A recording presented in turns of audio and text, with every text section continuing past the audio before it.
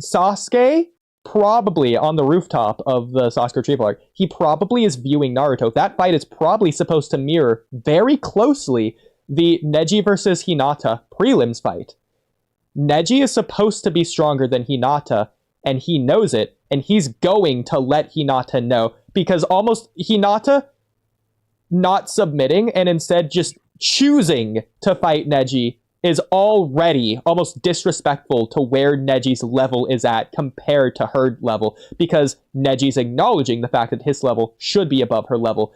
Hinata stubbornly, like Naruto, who she's being inspired from, coincidentally enough, and Neji's supposed to like be a Sasuke parallel as well. Hinata's refusing to do that. The fact Hinata is even offering to fight Neji, despite the perceived skill gap or level gap between the two, is already frustrating to Neji. The fact he can't, and it's not just the fact she's trying to do it, it's the fact she's trying to do it despite the fact Neji's trying to get her to not do it. And the fact that she's not listening to Neji is already enough. But beyond that, it goes like a third level above that, and all of this applies to Naruto and Sasuke. The third level above that is the fact that Hinata is actually doing pretty good. Ignore what Kamui thinks of this fight. Hinata is a lot closer to Neji than Neji thought she was going to be. In the end, Neji turned out to actually, in the end, be stronger. But for a time, I would argue they were relative, if not arguably, Hinata did better than Neji at certain points of the fight. And that was the most frustrating part to Neji. I would say the last line might have been a little too far, that she was doing better. What I will say is that I will agree that she was closer to Neji than Neji expected. And that was frustrating to him because of their situation. It's also, the downside is like the trouble that I could get into if I go too far in this fight, because my entire life I've been forced to have to be second class to you all. And if the point we even looked like we were going to be, when my father had just a little bit of animosity towards your father, he almost blew up his brain just to make sure he stood in his place. So there's a lot holding Neji back, but I think when Neji decides to go all out, he easily overwhelms Hinata, but he didn't have to expect to go that far to clearly beat somebody he thought was inferior. So in that regard, I'll agree, but I won't say that at any point Neji was really pressed by Hinata. He was more annoyed at how much energy he had to spend on her, because he was a top seed looking towards the next person he was going to have to fight. He wasn't worried about how this one was going to turn out. He was like, okay, I'm going to get this out the way. Next fight is the one I'm going to really have to do. You're annoying to have to look at and deal with because I've discussed it with you, but you should quit. We can get over this. I don't have to put hands on you and beat the hell out of you, and we'll move on. And the fact that she wanted to fight and did better than I would probably say Neji versus Tenten would have gone. It's like, okay, all right. So you know what? That's fine. You put up a bit better of a fight than what I wanted. And his natural frustrations that he has in this situation built over, and he damn near went for a killing blow, perfectly makes sense. And getting stopped from that also makes sense, because everybody in the room that's not a child knew exactly what this meant and what these two history would be in their situation for the most part. It could be something, and that they had to keep an eye out. So Neji, I disagree that Neji's looking to the next fight. He's basically just not even caring about the Hinata fight. He's telling her from the beginning, don't fight me. I know how this fight's gonna go. It's not just that I'm stronger than you, Hinata.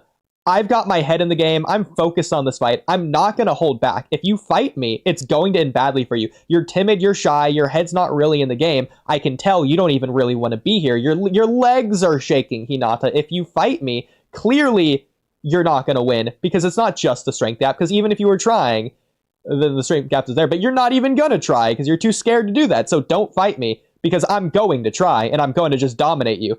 He says that, and then through Naruto, Hinata changes to where she becomes serious. Neji is forced to become serious. He is taking it serious. He's trying to take her down as fast as possible, especially out of the frustration that Hinata didn't listen to her. He's trying to end the match as quickly as he can. He can't do it. In fact, I'll go as far as to say, factually, Hinata not only landed a hit on Neji, Hinata landed the first hit. The first hit was landed by Hinata, not Neji. And that matters because it's the gentle fist. Just a graze is what they say, is what matters. Neji was hit. A chakra point was shut down. Maybe multiple. The fact of the matter is, it doesn't matter if Hinata was stronger than Neji at the beginning of the fight, because paralleling this back to Naruto versus Sasuke, even though Sasuke doesn't want to wear his headband, and Naruto says it's a testament to fighting as equal shinobi, and Sasuke thinks that Naruto's not an equal shinobi, and lets Sasuke know that, just like Neji let Hinata know that, Naruto refuses that. He's not saying it doesn't matter if you're stronger than me, Sasuke, because I'm still gonna fight you and I still want to win. No, Naruto's saying you're not stronger than me. We are equal. I'm as strong as you are. You're wrong. And Hinata's not necessarily saying the same thing, but the fact that Naruto's saying that would endlessly frustrate Sasuke, who would want to prove it wrong, and through the fight is trying to do so by fighting all out. Sasuke's not looking towards the next match, he's looking towards this one to end it as quickly as possible. He's going all out. Similarly to Neji. But Naruto, I don't know if Naruto does land the first hit, but I think he lands a throw, if you want to count that as the first thing, technically. Either way, it doesn't matter who's stronger at first, because the end result is what matters. In the end, Neji was always going to win that match in the end. Likewise, I think Sasuke was, in the end, going to win the hospital roof match if it continued on indefinitely to a conclusion.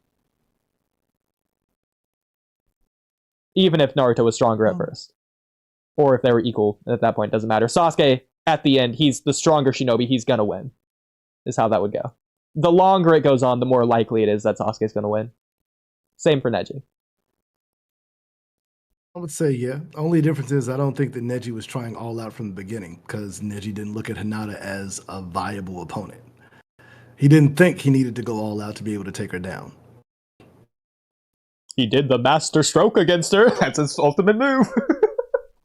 Yeah, I mean, he hit her because he expected her to go down, but he was shocked that she had resilience. And so he had to continue, which throughout that fight, he beats the brakes off of Hinata in a way that makes everybody cringe, like, yo, everybody physically, including Naruto, who can't control himself because of no emotional balance and intelligence, everybody is looking like this is, it almost feels like people were, the best way to say it is, it looked like it was brutality versus a match between two people. It was simply him beating the hell out of his own cousin. But Neji's just talking crap from the very beginning, when ultimately Hinata was close to Neji.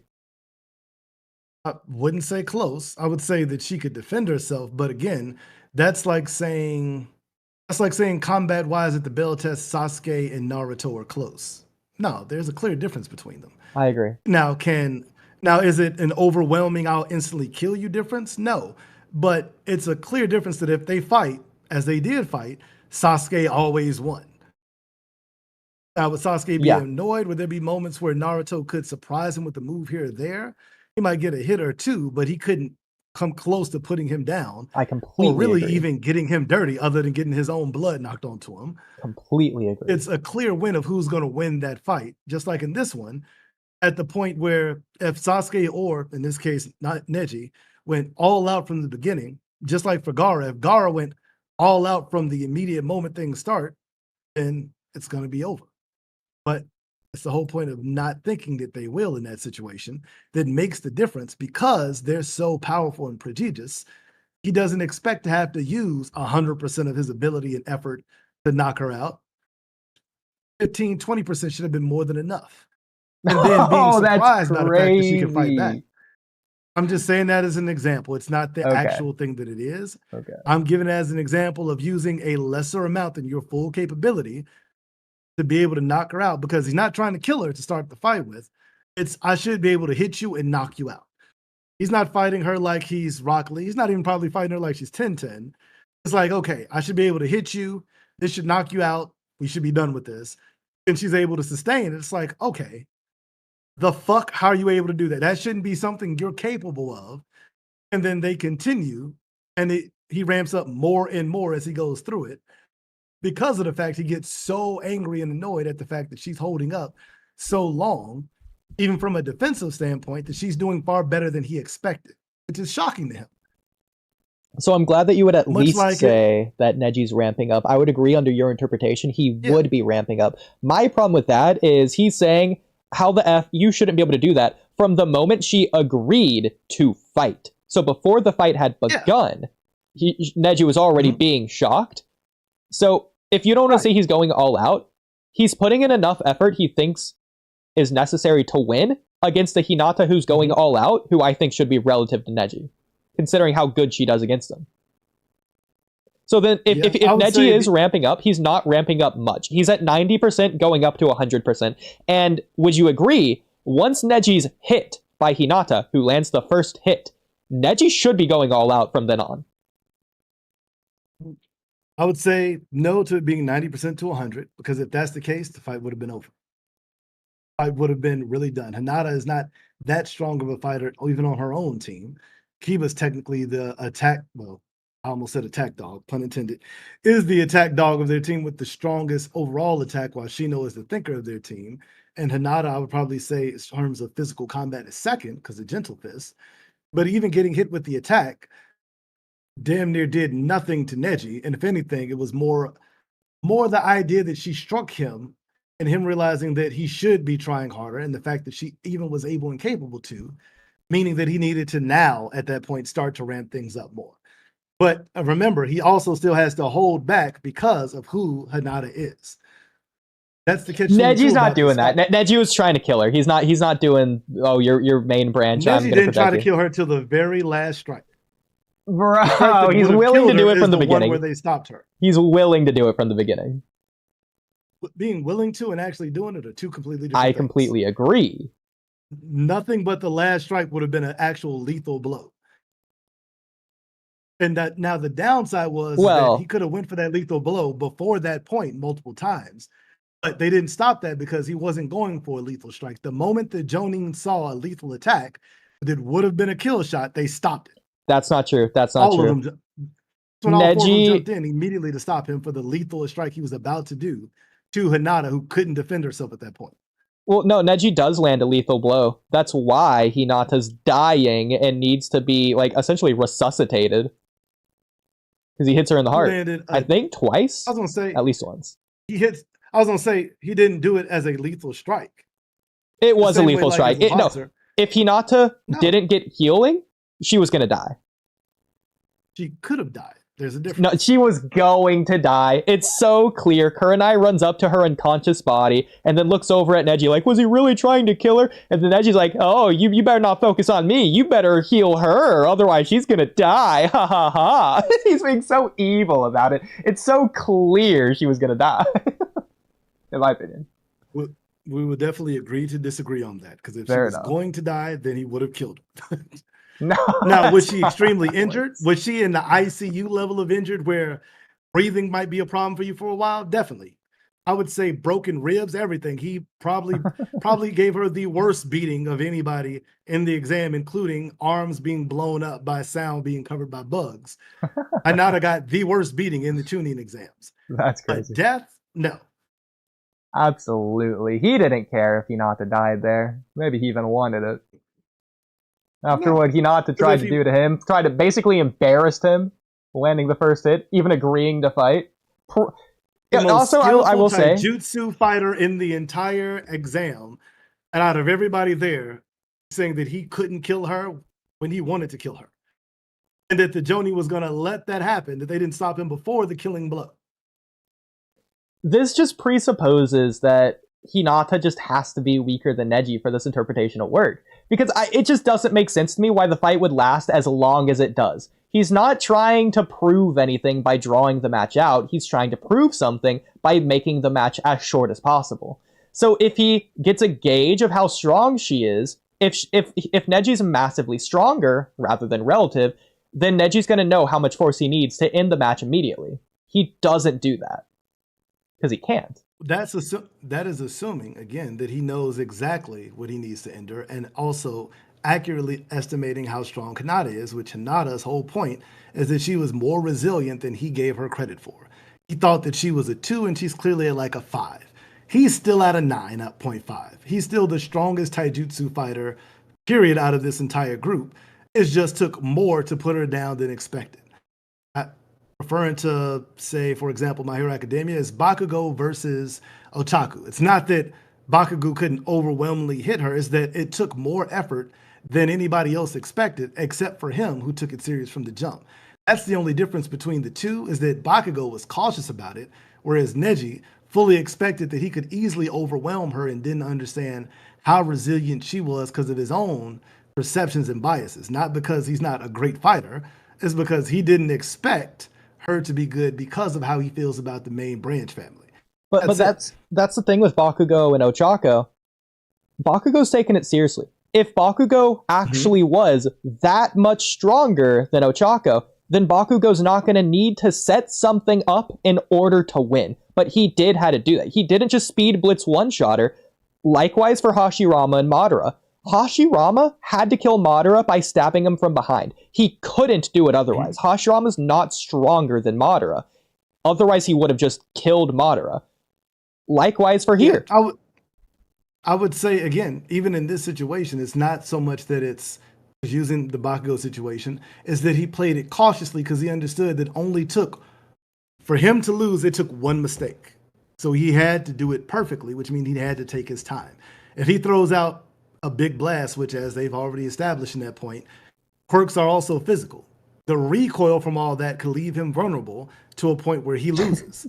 And Bakugo can't take a loss. So he's going to take his time because if he overwhelmingly, much like Neji, if he simply walks down this win, he wins. But if he tries to rush it and go for a one shot, if he tries to go for a Shoto ice wall and misses or whatever happens may be, it doesn't completely get the W, he's now wide open.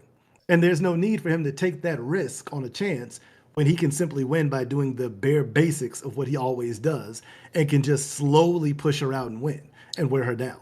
So Same thing with Neji. After the immediate strike doesn't knock her out, he can simply just continue to press upon her with the attacks, which the vast majority of the fight is 90% of her defending herself from these attacks, which, in her theory, being trained by what should be the stronger branch family, even though she's not as skilled as her sister and Abi, she is being taught by her father and should be able to, at the very least, as she did through all her training with them, do defense. She can't beat her sister, but she can block attacks for a long time. She can't beat her father, but she's always on the defensive against them. So her training should lead to that she can defend herself against a superior opponent. It's just that she doesn't have a way to win. It's just a waiting game of eventually they punch through her defenses. No Hinata, different than what Neji did. No, Hinata has a way to win, just as Neji does through the gentle fist. It's just as effective. Being effective and having the skill, considering this a boxing match, having the skill to be able to land enough punches to win, Hinata doesn't have that against Neji. I completely disagree because what you were just saying. So likewise, okay, Bakugo, obviously, everyone agrees, Bakugo's stronger than Ochako. But it's close enough to where, once again, Bakugo has to set something up in order to win. Same for Hashirama for Madara, who personally, I mean, we don't have to talk on this one, but I think Madara's just stronger than Hashirama. Bakugo doesn't have to set up the win. Bakugo chooses to take his time with the win. Because he's being cautious, because one mistake can lead to his defeat. Exactly, but it's not the same. Of his tactical ability. It's not the same for Elbow Tape Guy versus Todoroki, who just speed blitzes one-shots and just wins instantly. So for Hinata and Neji, if Neji is being cautious to make sure he doesn't make a mistake, because one mistake would mean that Hinata would win, then Hinata's capable of beating Neji if he's not careful. AKA, she's relative. Nobody's saying that Neji isn't stronger. Neji is stronger. I agree.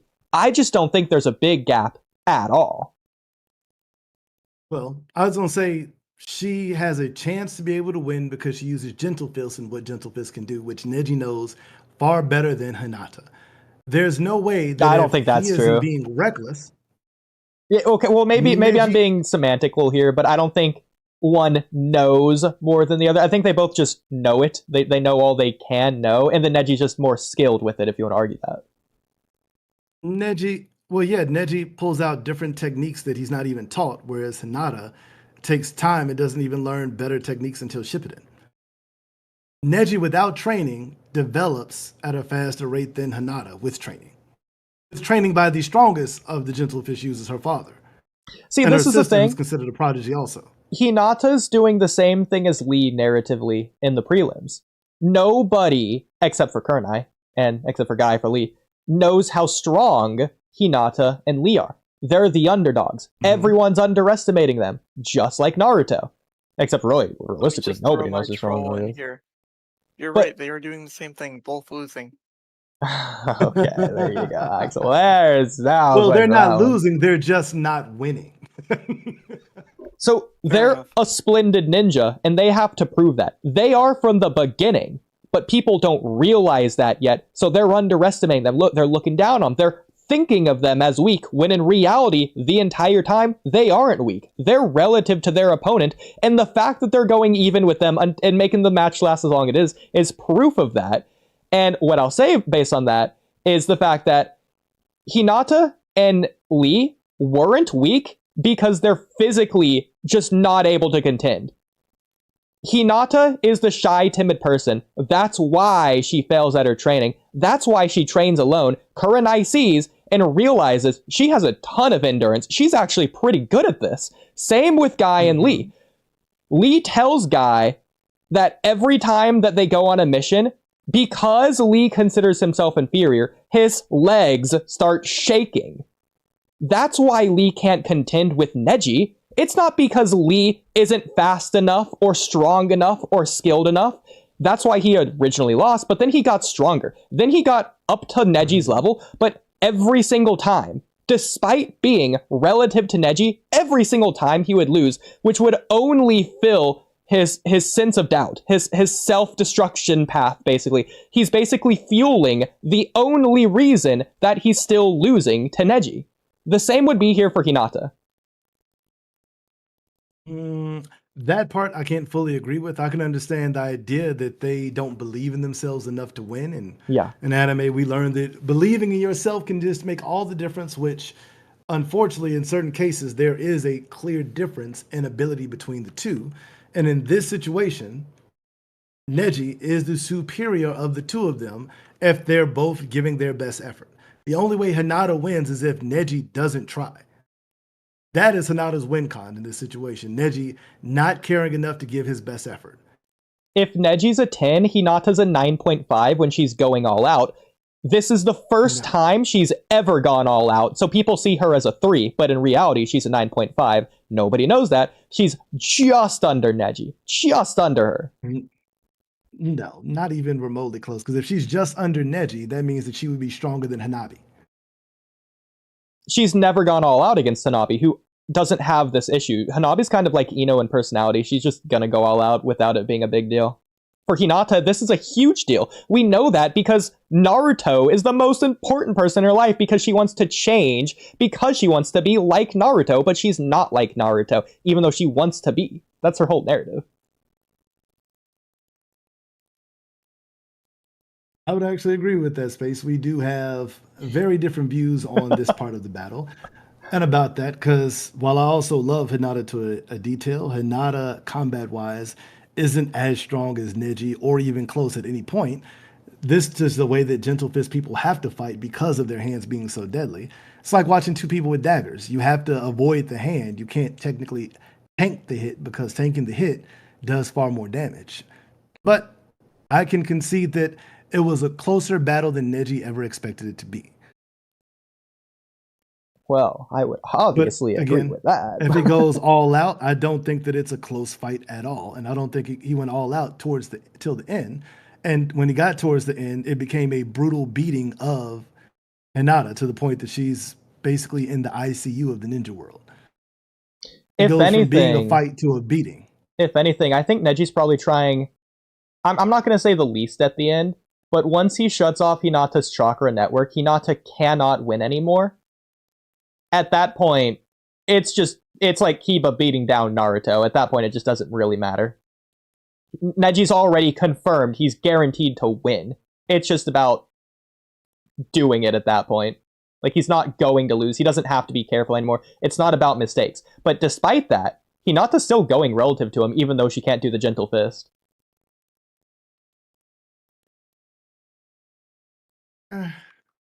It's all right enough.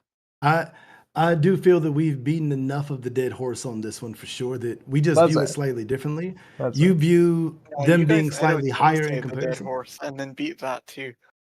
Well, the narrative's definitely on my side here, and that's the most important thing. I think that that's also a stretch of the narrative to fit your point more than the narrative fitting your point. You have a point and you're making the narrative stretch over to it. Well, real quick, what would you think the narrative to be? Why should Hinata be massively weaker than Neji instead of around Neji's level? Well, as they've already said about Neji, he's a prodigy among prodigies. Out of his class, he's the strongest. And even out of the weaker house, he's better than the people in the main branch family. To be fair, Which even as they say later on, Hisashi, I can't remember if it's Hisashi or the other one, it's his one of them. brother, Yeah. but as he even said, had he been born into the main family, he would be the next leader. He's that good. Like the only fact that his brother was born and considered the second family member is the only reason why he's even at the lower level that he's at now. Like he's basically saying he could be the guy that we all expected Neji to eventually become until things happen. But even later on, as he became the first Jonin or became a Jonin out of their class, he could have been the one that he's always wanted Hinata to be as the oldest. Neji would have been that if he'd had any time training with the main branch family. And they taught him the techniques that he learned on his own. Some of the things that only the lead of the family can do, like rotation. He figured out on his own just by training and figuring it out and working things out and realizing what to his be body can do. fair, it wasn't on his own. He had Tintin helping him train, but that doesn't really matter for your point. True. I was going to say he had Tintin helping him learn what the defense can do, but he learned the ability itself. He just used her as a way to test how was Just this like person Hinata always thought. holding back and making me look bad. Okay, I'm so sorry, but I had two more things to say on Hinata that I forgot to say earlier, and Neji. Yeah, that's 3 more So hours. sorry. I'm so sorry. I'm so sorry. Just don't respond to That's them, fine. and there's not a problem. I won't have any response. We will take them at gospel value. Okay. The first thing is in response to one of the things you said about Neji being like the prodigy genius or whatever. At the time, we find that out, yes, and that makes sense considering Neji is the overdog, if you want to count Hinata as the underdog in this fight. The overdog. But later on, especially, we find out Hinata is very special. I mean, she has the same gene, same lineage. They're literally called cousins, so everything really kind of applies to her in terms of like the Hyuga-ness in her. Plus the fact she's main branch, you could argue she has more purity of her Hyuga, so she's technically at an advantage in that regard. She just doesn't have as much skill, which technically also speaks back on the fact that ninja skill matters more than physical strength in the Naruto universe, especially early on. Either way, we know that through like the last movie, she has Hamura shenanigans. And like through other areas, she just OP in other regards. She has like a pure Byakugan, blah blah blah, all these other crazy things. So that just obviously would apply here. We just don't know that at the time of watching this fight for the first time. And the second thing would be Neji is attacking her arms, whereas Hinata's just trying to play it fair by fighting normally. The fact that Neji's taking away her offense, taking away her only ability to win, tells me he's probably being the cold, calculated, and fighting in an unfair way because he can't beat her fairly or normally, and he's trying to end the match as quickly as he can. Otherwise, he'd be fighting like Hinata, who's the nice person who wouldn't be trying to do that to Neji because that's an unfair way of fighting, in my opinion. So the fact that Neji's fighting like that, whereas Hinata isn't, makes perfect sense. For all regards. Space, just to show that I care about you, I will have no response to any of that. But otherwise, you won't. By far. For sure. Okay. By far. But I will let it go for space and the space for My Hero Academia. So sorry, Space. Okay. I love that.